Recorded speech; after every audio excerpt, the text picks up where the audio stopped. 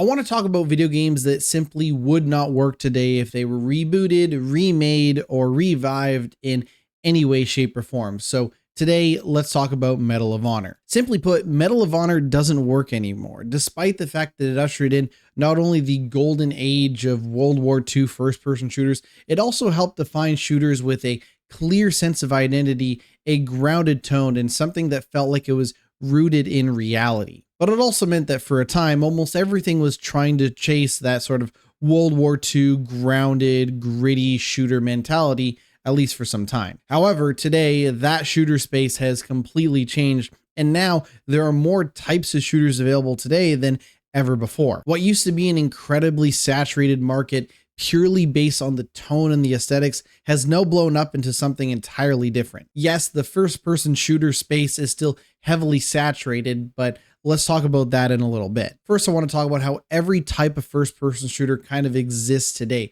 whether that be modern, futuristic, sci-fi, World War II, and kind of everything and anything in between. Meaning that if you have a type of niche first-person shooter that you're chasing for, there probably exists one today. And when you combine that with how saturated the overall market is for first-person shooters, you start to realize that the lane that Medal of Honor created back in the day simply no longer exists. And when they did try to reboot Medal of Honor, it was no longer a leader in the industry, it was a follower, kind of a has-been. Now you could argue that Medal of Honor simply wasn't given the resources to be the industry leader that it once was, but I think that ship had already sailed, even on the PlayStation 3 era. And by the time Medal of Honor Warfighter came out, it was pretty obvious that whatever made Medal of Honor special back in the day simply didn't exist anymore. And now when we look back even on that era of Medal of Honor games, it is obvious that not only is Medal of Honor outdated, it simply doesn't have a place in the industry anymore,